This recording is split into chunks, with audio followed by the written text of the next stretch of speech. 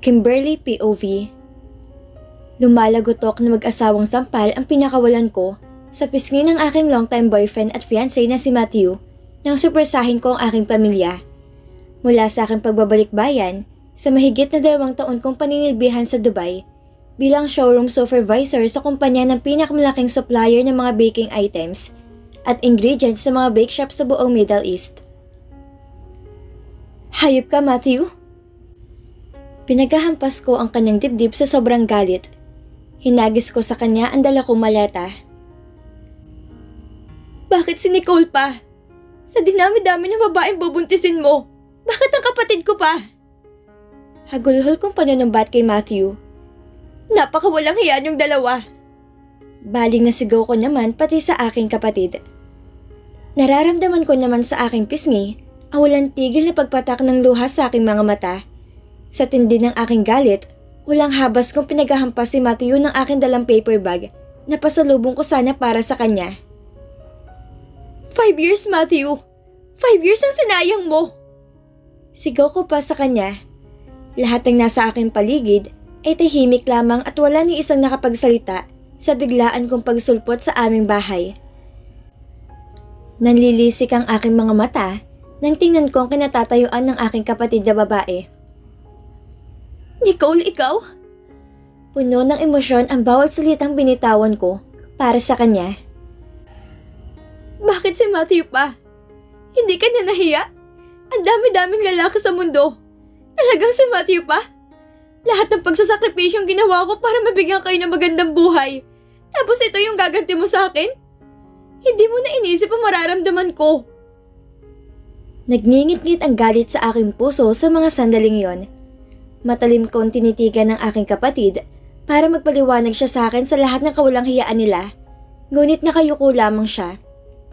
Ni hindi siya makatingin sa aking mga mata, panay ang pagpatak ng aking luha. Kahit pa anong pigil ng aking gawin, hinihintay kong may magsalita mula sa aking pamilya, kahit na anong paliwanag ipipilitin kong intindihin. Ate, sorry. Hindi ko sinasadya ang nangyari. Ayun lamang ang naging tugon niya sa akin. Nakayuko pa rin siya at patuloy din ang paghagulhol.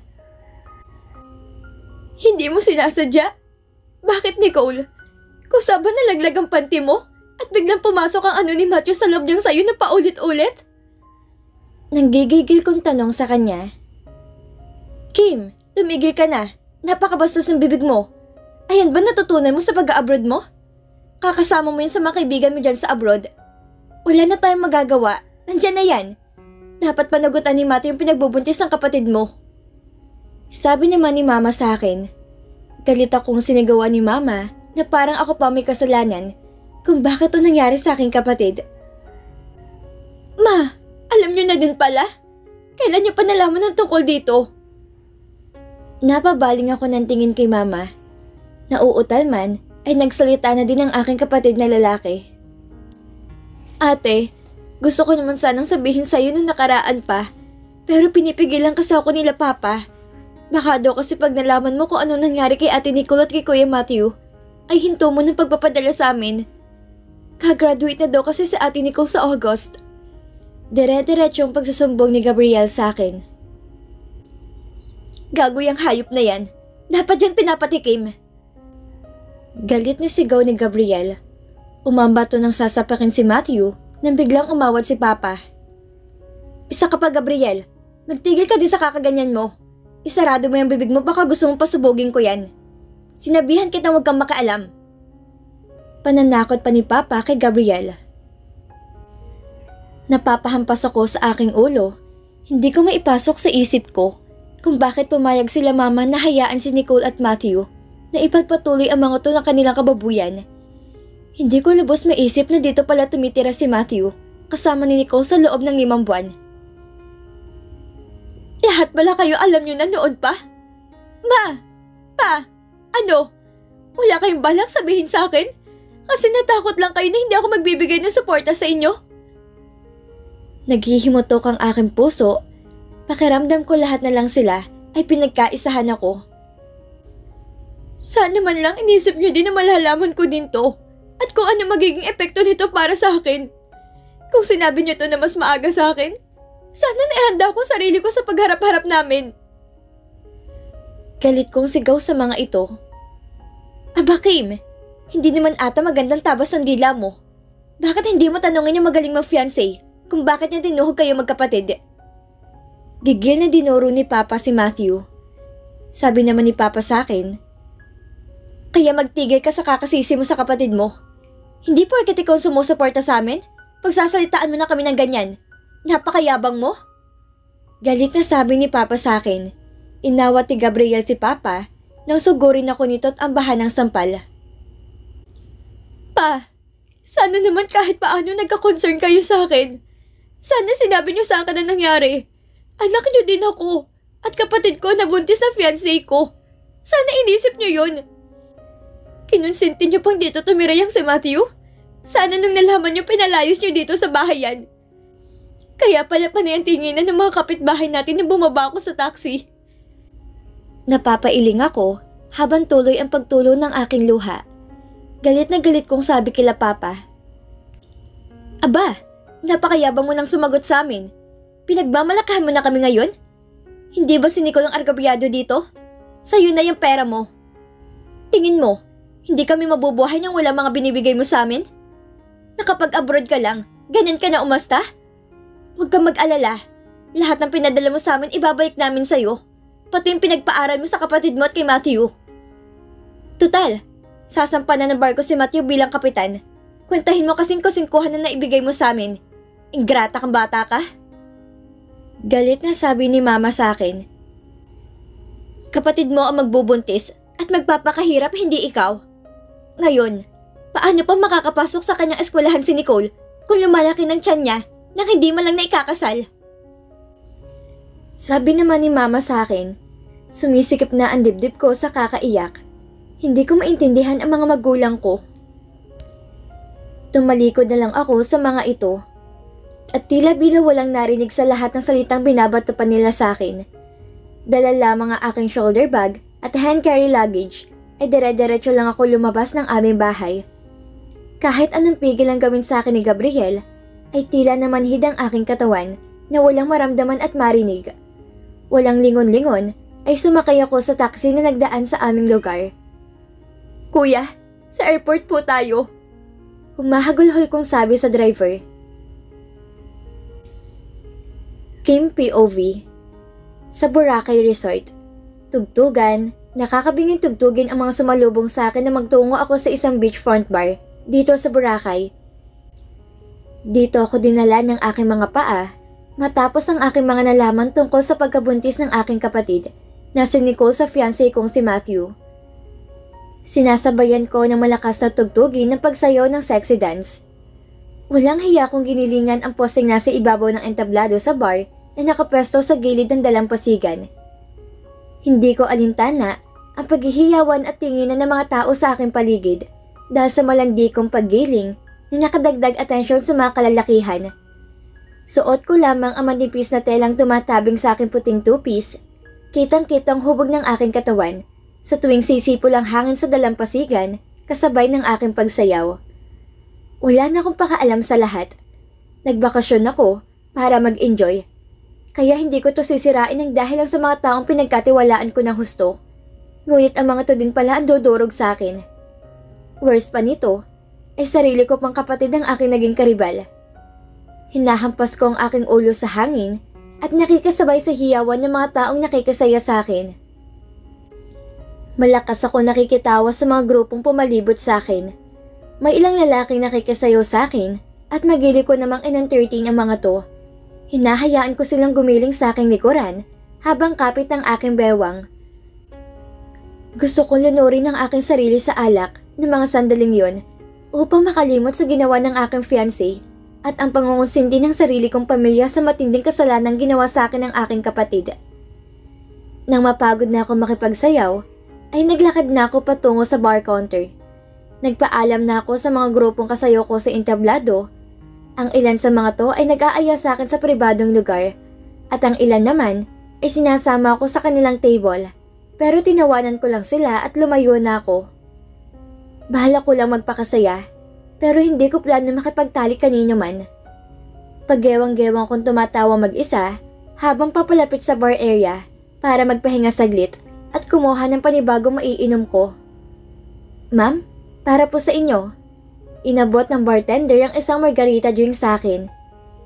Kuya, wala po akong ino-order. Kadadating ko pa lang dito sa pwesto ko oh. Natatawa kong sabi sa kanya. Pinabibigay po ni sir? Sabay turo niya sa lalaking nasa kabilang lamesa kasamang iba pang kalalakihang kasama nito. Kumaway pa to sa akin pero hindi ko to pinansin. Inirapan ko lang siya at bumalik na sa pakikipag-usap sa bartender. Naku kuya bartender, hindi ko naman kilala yung lalaking yan. Pakibalik na lang sa kanya. Sabi ko pa ulit sa kanya. Ma'am, bayad na po kasi to ni sir. Baka po mapagalitan ako. Sagot naman niya sa akin. No thank you kuya. Kaya kong bumili ng sarili kong inumin. Kung gusto mong inumin mo na lang yan, o kaya ibigay mo sa iba. Pagmamatigas kong tanggi, at lumipat na ako ng pwesto papalayo sa lugar ng mga lalaking to. Kuya, pakisunod na lang sa akin ng bote ng tequila. Salamat. Doon lang ako sa table na yon. Sigaw ko dito. Tinuro ko naman sa kanya ang lugar kung nasaan ang sound couch na aking paglilipatan. Gusto ko mag-solo. At ang sound couch lang ang pwesto na may pandalawahang tao lamang ang kapasidad. Madilim na ang paligid, tanging lang para lamang sa ibabaw ng lamesa sa aking tapat ay nagsisilbing liwanag.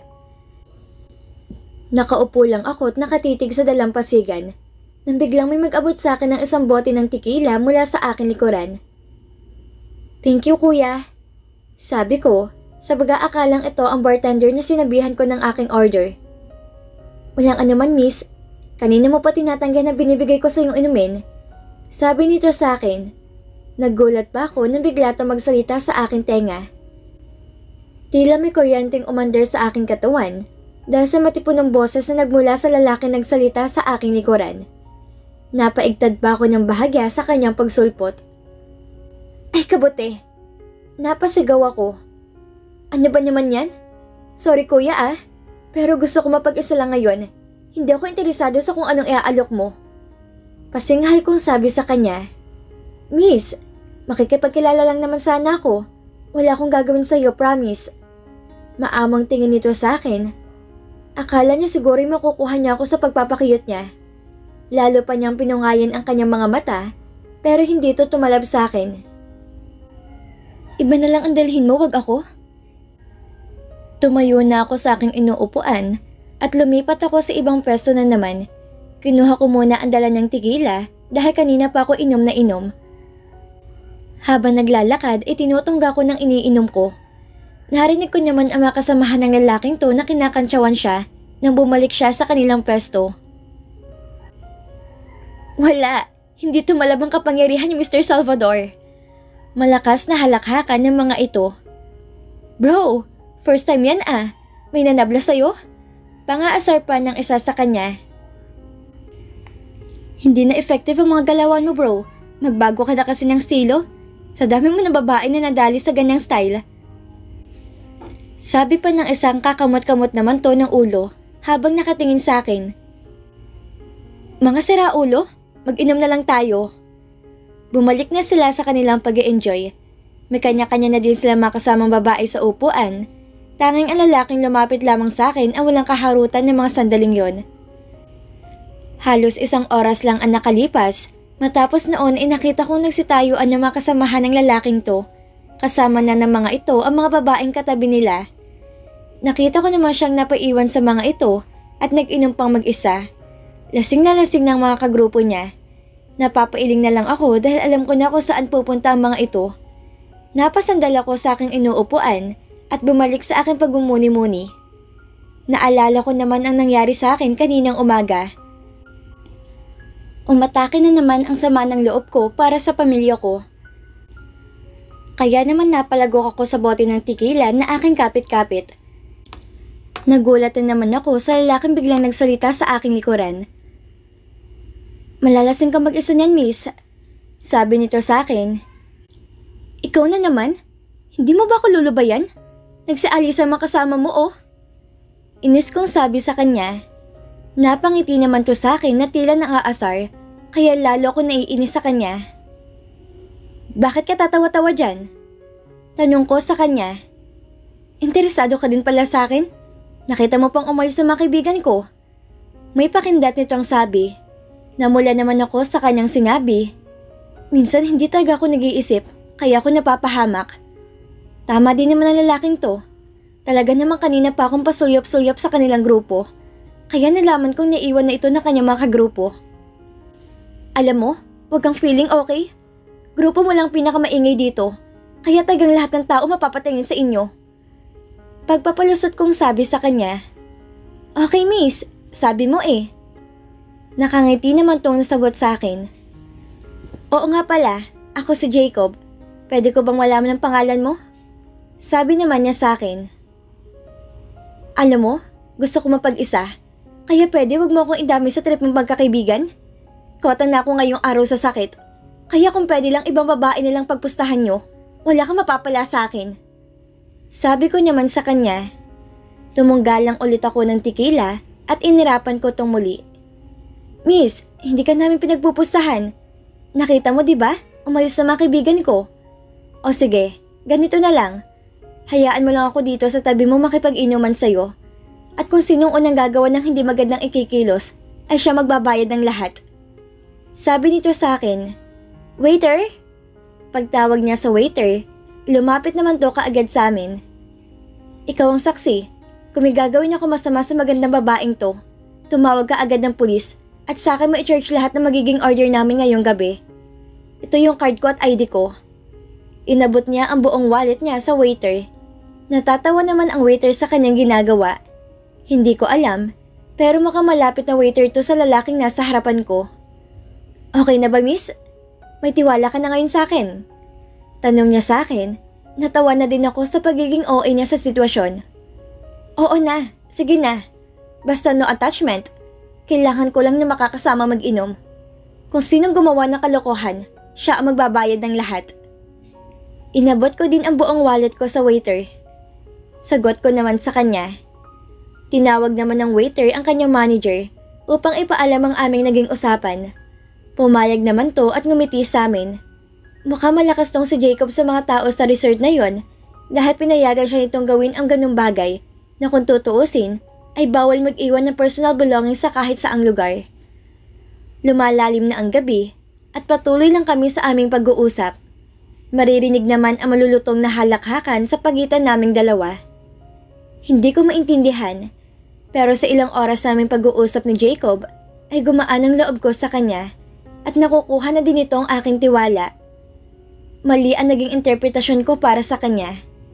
Kung kanina i-visit ako sa pagiging mabilis nito, ngayon ay parang ayoko naman matapos ang aming pagkukwentuhan. Muli kaming umorder ng aming maiinom. Napaparami na din ng alak na aming in-order. Nararamdaman ko na ang pagkukulitan namin ni Jacob na nauwi sa pagsabay namin sa pagsasayaw sa mga tugtugin. Lahat ng tao ay naghihiyawan sa malakas na pang-disco music nang biglang baguhin ng DJ ang kanyang pinatugtog. Bigla ito naging love song. Nailang naman ako nang ayain ako ni Jacob sumayaw. Inilatag niya ang kanyang kamay, tanda ng pag-anyaya niya sa aking sabayan namin ang pagsasayaw ng tugtugin. Pinaunlakan ko naman ang kanyang paanyaya. Sinabayan namin ang malambing na musika ng pagsayaw. Nakakapit siya sa aking bewang, habang ang aking braso ay napakayakap sa kanyang likod. Napasanda naman ako bigla sa kanyang dibdib, nang bigla na lang tumulo ang aking mga luha. Hindi ko inaasahang babalik ang sakit ng aking nararamdaman, nang marinig ko ang musika na plano sana naming patugtugin sa magiging kasalsanan namin ni Matthew. Napahinto naman kami sa pagkilos at nag-aya na akong bumalik sa aming inuupuan. Tara na Jacob, maupo na lang tayo. Ayoko ng ganyang mga tugtog. Hinawi ko ang luha sa mga mata ko at pilit na ngumiti sa kanya. Tinawag ko ang waiter at sunod-sunod ang naging pag-order ko ng alak. Kada hatid nito ay mabilis kong nauubos ang alak na nilalapag niya sa aking harapan. Kaya naman humingi na ako ng isang buong bote ng whiskey. Nakatingin lang sa akin si Jacob. Hindi niya ako kinulit na magtanong. Nag-abot lang siya ng tissue sa akin at sabay na tumugan ng kanyang iniinom. Kahit hindi pa siya nagtatanong, ay ako na mismo ang nagkwento sa kanya na nangyari sa akin ng umagang yon. Dala na din siguro ng matindi kong kalasingan, naging makwento na ako. Alam mo kayo mga lalaki, ang sasama talaga ng ugali nyo. Hindi ko kayo maintindihan, wala kayong kakontentuhan. Panimula kong sabi sa kanya habang walang tigil ang paglago ko sa alak at pagtulo ng aking luha. Nakatingin lang siya sa akin at tahimik na nakikinig sa mga kwento ko. Panay din ang inom niya ng kanyang alak. Alam mo ba Jacob, ang siraulo kong fiancé ko? Nabubulol kong sabi sa sobrang kalasingan. Yung magaling na yun, binuntis lang naman ng kapatid ko. O diba? Ang galing-galing? Natatawa kong sabi habang umiiyak. Ang masama pa nito, alam pala ng mama at papa ko at sa bahay pa nila pinatira. Hinayaan nila na magaling na yun na ipagpatuloy ang katarantaduhan nila. 5 buwan na palang nagsasama mga gago. Sinayang niya 5 taon na pinagsamahan namin. Alam mo kung bakit pumayag sila mama? Hindi pa rin siya umimik. Nakatingin lang siya at sinasabayan ang bawat paglago ko ng aking inumin. Nakakainis ka namang kwentuhan. Hindi ka man lang umiimik. Bagot kong sabi sa kanya. Bakit nga ba? Tanong niya sa akin. Kasi nga ako lang yung bumubuhay sa pamilya ko. Yung kapatid ko graduating na sana yun. Tanga. Hindi niya daw sinasadya. Humahagulhul akong tumatawa habang bahagya sa aking mga naaalala. Hindi naman kasi nila alam na uuwi ako ng Pinas ngayon. So surpresahin ko sana sila. Ayun, ako pa nasurpresa sa kabubuyan ng mga yon. Galit na galit kong kwento sa kanya. Agad ko namang pinunasan ang luhang walang tigil na pumapatak sa aking mga mata. Binago ko bigla ang mood sa aming paligid. Ay shucks, ayoko nang umiyak. Tama na ang drama, Kim. Cheers na lang tayo, Jacob. Iniangat ko ang aking alak at nag-toast na kami. Ayan, mag-enjoy na lang tayo. Kalimutan mo na muna ang problema mong yon. Makakasira lang yun sa gabi mo. Diba sabi mo, kaya ka nagbabakasyon para mag-enjoy. Kaya mag-enjoy ka lang. Sabi pa niya sa akin. Oo nga, tama ka. Cheers para sa mga single na taong niloko. Hiyaw ko pa. Nagkaayaan na kaming lumipat ni Jacob dahil sa lumalalim na ang gabi at lumalamig na ang ihip ng hangin sa aming pwesto. Saan mo gustong lumipat? Tanong niya sa akin. Hindi pa siya nakakasiguro sa pangalan ko, kaya nagtanong siya muli para makasigurado. Kimberly, tama ba? Oo nga pala. Ako si Kimberly. Binigay ko ang aking kamay upang makapagpakilala ng formal. Kanina pa kami magkasama, ngunit hindi pa nga pala ako nakakapagpakilala sa kanya. Ayoko na din sa bar, medyo malamig na din. Hinubad naman ni Jacob ang kanyang polo shirt at isinuot yun sa akin. Napangiti naman ako sa kanyang ginawa. Uy, ikaw ha? Baka na-in-love ka na sa akin, bawal yun. Tumatawa kong sabi sa kanya. Hi Kim, iba ka talaga sa lahat. Mahina niyang sabi sa akin. So, saan nga tayo pupesto? Tanong niya sa akin. Kahit saan, Jacob. Sagot ko sa kanya. Tawanan naman kami ng tawanan ng ilang beses kami muntik madapa sa paglalakad dahil sa kalasingan.